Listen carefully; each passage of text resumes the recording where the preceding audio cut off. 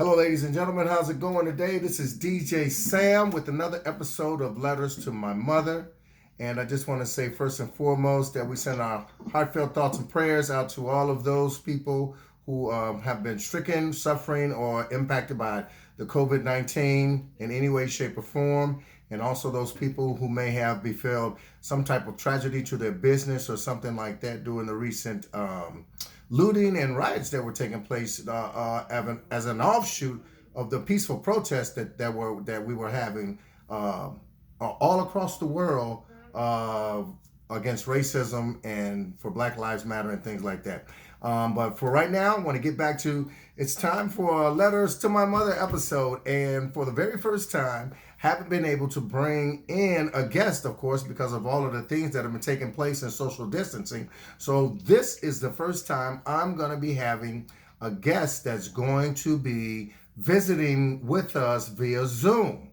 And I'm really excited to get started, and I'm really excited for you all to be able to meet this guest who's been talked about numerous times in previous episodes of Letters to My Mother. So hold on, because he's got intro music, and I gotta let you check it out. Ladies and gentlemen, his name is DNQ. His real name is Quentin Abraham. He's a member of the starting lineup hip-hop group. These young men did some amazing things and brought some music to Chicago, and they still rocking clean hip-hop. He happens to be my oldest son, and that very child that I always mention was being conceived and born in Madrid, Spain. Ladies and gentlemen, not welcome to the seat, but welcome to the screen, my son, Quentin Gerard Abraham, better known as DNQ. What's up, son? Everybody. How you doing? What's going on? Just going up. Hey, man, son. Hey, how's it going there, man, in Iowa? How's it going in Iowa? It's hot now, but it's been a very long week. I've been off of work for the last 3 months just due to everything. This is way of life is different now in various different ways. I mean, we went from pandemic to what we're going through now. Being in Iowa, it's outside of everything, but I still kind of keep hatched in with what's going on in the major cities and everything. But outside of that, it's good, man. I really kind of enjoyed the time to myself, but I'm glad to be kind of getting some normalcy back and glad to be interacting with people, even new via Zoom. But I'm glad to be back. Well, that's part of that new normal, because now normal is you gotta have that safety, you gotta have that social distancing mask on, and so on and so forth. Yeah, so it's the new normal. Oh yeah, no, definitely. I just restarted work again. I work with kids, and we'll get to that later. But we've had to enact some new rules, some guidelines and stuff. It's just totally different from what we're normally used to doing. But you kind of gotta take your ego out of it and just kind of think to yourself, what's the best way for everybody to be safe? So here we are, but what can we do but just go along with things and then make it our own? So get knocked down and walk back up, Hey, amen. Hey, check this out. So, ladies and gentlemen, I don't know how clear the view is to you, but I've got them on two screens here, and hopefully you can't see them. Then you can visit them on Facebook. At the end of this, we're going to make sure that you get all the information so you can check out DNQ, the starting lineup, and some of the things that he does and everything. But for right now, we're going to get back to the subject at hand, which is this is another episode of Letters to Our Mother. And since Q is not here to reach into the basket, by the magic of television, we were able to send a basket to Q. So Q is got a letter, and boom, Quentin, there it is. So right now, ladies and gentlemen, check my man Q out, and Q, go ahead and leave that letter. All right. Well, first of all, I was looking at the date of this, and it says June 7th, if I believe, and it is June 6th. So, yeah. Wow. You want to say app time, and that's amazing. Does that say June 7th for real? Yeah, the letter says Oh June. my God. It says 7th of June, 1983. 7th Wow. of June, 1983. So yeah, this is. I mean, we're at the 6th of 2000. So boom, yeah, 37 years. Read this. This is kind. A lot of this is new for me. I was a baby back then. I didn't really, get to experience everything. But reading the letter, this was kind of cool. So I'm gonna read it. 7th of June, 1983. We said that. Says, "Hello, mother. How are you and the rest of the family doing?" And of course, Dad couldn't write everybody because that would have been a letter within itself. So then, says Adrian, Quentin, and I are doing. Adrian, Quentin, and I are doing just fine. I took a 6 days of leave so that I could get the chance to learn how to care for him properly. He's already spoiled rotten. That has not changed. He won't sleep So unless we true. hold him or lay him in the bed with us. He also eats like a bear, 4 ounces of formula and 2 to 3 ounces of water at feeding time. That hasn't The changed worst thing either. is the heat is. Yeah, no, no. It says, well, here, and funny thing is, this next sentence was really crazy because it says the worst thing is that the heat is taking its toll on him. He sweats like crazy.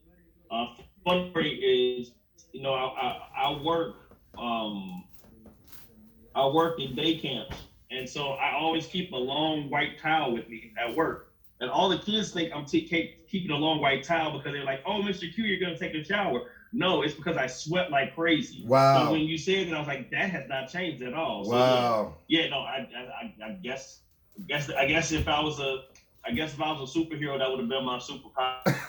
But I don't Hey, know. you'd have been throwing But sweat at people. You'd have been it was sweat really man. good. To, You'd have been sweat man. that's a horrible power to have. I would love to change that. That's crazy. It was really good to hear your It was really good to hear your voice the other day. I'll probably call every 3 months, so the bill won't get expensive. And I'm pretty sure back then, calling out of the country was like a lot, Yeah, because you had to call. like per You minute. had to call. First, you had So to go sign up to get to get a this chance to call. I also forgot. So lean into the mic, into the what's the name, son? Because I'm losing you. Yeah, I'm pretty sure that. Okay, okay, you can hear me. Yep, I got you now. Nope, I can't hear you now. We get Okay. technical Since I'll probably difficulties. call There's every three something wrong months with it. so that the bill won't get expensive. Oh wow,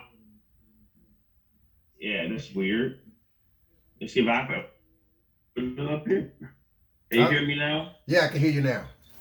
It's a technical difficulty. Y'all gotta be careful because this is a Zoom thing. Yeah, It's a it Zoom. happens, man. It We're happens. zooming when we It says, zooming. I forgot to ask you. Since I forgot to ask you over the phone to pick me up a pair of football astroturf cleats. Now I have a question. Was this during the time that astroturf was like starting to be a big thing? Well, you know what? What it was astroturf in football was a big thing then, and then there were a couple of teams over in Europe who had decided to have astroturf put on their fields, and by me playing over in Europe at the time, we just had to be Okay. prepared because we didn't know, if we were going to encounter one of these teams that had astroturf. So it was better safe than sorry, and then also, a good pair of astroturf cleats works on well groomed regular grass too. So but our thing was that Yes. we knew if we encountered one of those teams with astroturf, the speed that we had and on our team with the guys that we had, we knew that we were fast and really running over people now. And we ran into these two teams that had astroturf drop down. We was going to blitz these fools, so we were all sending off for astroturf cleats. So that was the whole thing about that. Oh, okay. So it was kind of like making sure. I wouldn't say an advantage, but it was making sure that you were Prepared. pretty much par for the course and make sure that you guys could make sure you had that. It's okay, cool. Because when I saw Ashland, so which is now prevalent in most stadiums now. Yeah, yeah. Well, they use the real turf now, man. Everybody's got the new drainage systems, and they're using real. So side's always been better to run on, better for the needs, and so on and so forth. But if you got a fast team on some astroturf, man, they probably picked up another gear, each and every player, because that astroturf really gave you a lot of spring. And that was one of the things, in the pros and in high school and so on and so forth, college, that a lot of people noticed about astroturf was that it was dangerous to fall on, but if you was running on it, you got another gear. You really did. Yeah. All right. So I'm almost done. We finish up. Says, I need them as soon as possible. Just send the receipt and I'll send you back the money. This is a picture of the brand name Pony and the type of cleats I want. If you can't get Pony, get Puma or Nike. My size is 10 and a half. Thanks, Mom, and take care, Sam. So I have a question, Dad. Yeah. The fact that you put Nike last, that was during the time where Nike was like kind of not the they weren't shoe giant that it is now. Had I known then what I know now, we would have been. I would have said, "Here, take this $10 and put this in the Nike stock. Take this, go and take whatever money you have, go put it into this new company, Nike stock." Because back then, Pony and imagine Pony, you don't even hear them anymore. No, I was, and I know the brand, but I didn't, like when I saw it in the letter that you put Pony first, and then you were just kind of like, Puma, Nike, I was like, oh, okay, those were the backup ones. Yeah, Puma was a lot of us wore Pumas, and Puma was the brand, but Pony was cold back then. Pony was cold, but Nike was like, they were just coming into sorts. And like I said, had I known then what I know now, I would have said, Mom, don't buy any Nike shoes, but you can't take that $25 and go buy some stock with Nike. Listen to me, Mom. I promise you. I wish I was Marty McFly. And when you say that, I think about the story of that they told, and they have a documentary about it. But when Michael Jordan, his original pick wasn't Nike. No, he didn't want to be with Nike. I think that everybody was like, no, that's not the shoe I want to. They wanted to go to Converse or Puma. He wanted Adidas. Fast forward now, like you said. Yeah, he wanted Adidas. Yeah. He wanted to be with Adidas. Yeah. Yeah. And I mean, you got to think in the 80s, Adidas was a huge shoe because of Run DMC. Exactly. They popularized Adidas. Yeah. That's crazy. That is crazy. So no, that was interesting to see that, like, that was, you took 6 days off, and was that easy to get for them to, like? Well, I had the time. I had the time.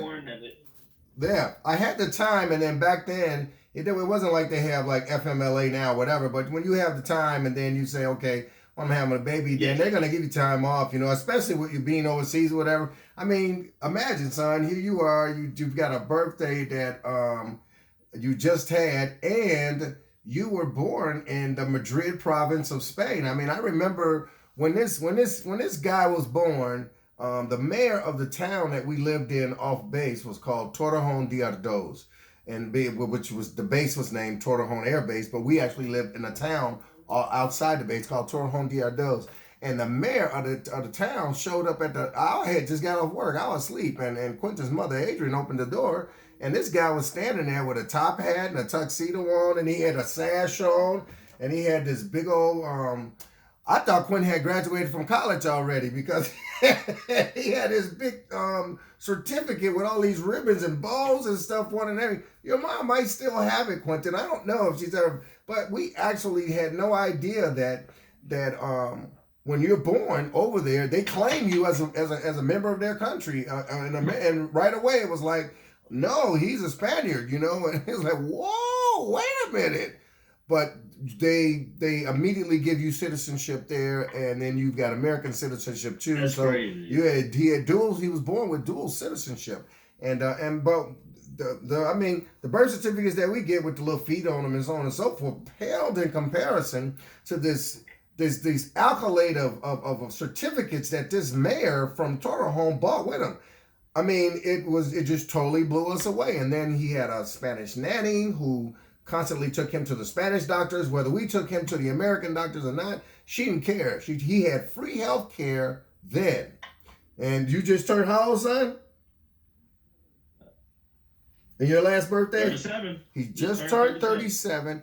37 years ago in Madrid, Spain, he had free health care because he was a Spanish citizen. All Spanish citizens back then have free health care. So that lets you know how far behind the United States is. Imagine that.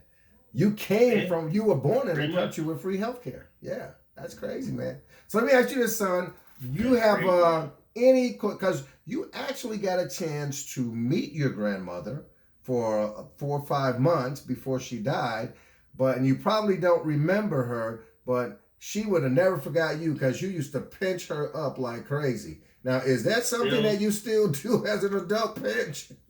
You know, it's a funny story. I still do. And, you still do. I still do. I've learned to justify it though. That is the way of doing it. You justify pinching? Okay, I gotta hear this one. Yeah, dude. We gotta hear this. You can have it's just the way that you do it. Well, if I pinch because I love them. I only pinch people I love. Oh, okay. My son, he was pinched a lot as a kid. Okay. And still is now. And your sister. Sometimes it was like my but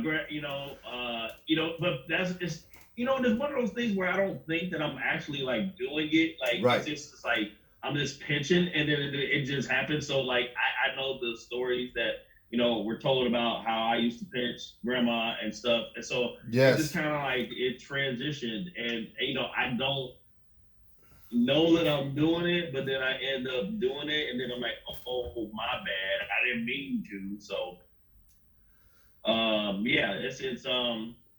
it's a thing I still do 37 years later. So you used to have your grandmother's chest red, and your mom used to say, Mom, don't let him do that. She was like, it's okay, but could you give me a cold towel to put on? Yeah. Well, let me. Yeah. you had something there, man. I've learned that sometimes, I learned that it can be dangerous. So I've learned to just kind of chill out on it now. So, but it's good. Oh, it's good. Okay, but check this out, man. Quentin and I were talking about this right before we started the what's the name, and what was it that we discovered that still exists only today with me, you, and your son? Oh well, we are the only Abraham men. And it was, when you sit back to think of it, you don't kind of know the levity of the situation. But my dad is he's the eldest, and then it's me, and then it's my son, and we're the only generation of Abraham named men. Like we have other men in the family, but in terms of the name Abraham still being able to be carried on, we are the three. And so that's it. Just me. It's very it's very humbling. It's kind of an awesome thing to think about because you don't think about when it comes to lineage and stuff like that, and just a name the way that you carry on a name. But when I remember having Jalen, I yo, you're continuing the legacy of the Abraham man. So that's awesome to be able to do that. Yeah. Like you said, I've got nephews. My sisters have sons, and so on and so forth. But by me being the only male, believe it or not, he's actually the only male with the Abraham last name. I have 2 sons, but one is his last name is after his biological father, and then I have he has his son. So there's actually only 3 males in the entire family with the Abraham last name, which is me, my son Quentin, and his son and we're all only males. You know, he's the actually the only Yep. male. His son is actually the only child and the only male, and I was the only male with my six sisters. So it's really something, son. Son, I want you to Yeah, that's like I was awesome. talking about. My son is in of course into music. It seems like all my kids get into some type of Yes. entertainment. Yeah, you know, because I brought them up in entertainment, in the music, and he and his group, the starting lineup. These guys are all from Iowa State, and they all went to school at Iowa State, and they do some amazing stuff. And first, I want you, son, just to give them an idea of the type of work that you do on a regular basis, and then some of the stuff that you and the starting lineup have done, and what you guys have got coming up, and then give the people some information on how they can follow you all, keep up with you all, and keep in touch with you. Oh, sure. Well, outside of, before I do the music thing, I've been working with children, and I used to do before and after for, oh man, since I was 19. But I've been working with kids for the last 18 years. It has been awesome. I originally thought that, I wanted to do journalism, and I wanted to do teaching, but I kind of didn't want to be that hair, the curriculum type of thing. But I did before and after, and it just became something that was just amazing. Ended up being at a few different places that I was able to kind of run some sites, and have 5 6 years there. I now work at a high school doing work with special needs kids, and man, that's been so rewarding. Some of the things you learn just about life, with the small things of these kids come in every day, and they're not thinking, the stuff that's going on around us doesn't connect with them, just because certain areas of life they don't really understand. But like, just to see the smiles that they have, some have different needs that need to be met, and they don't complain, they don't whine, living, and just happy to be the smiles on everyone's faces. And I've been doing that for the last 4 years. I have an awesome boss. She has been so just working with me to like really understand like all the things that go through that. So that's been awesome. But outside of that, and being a dad,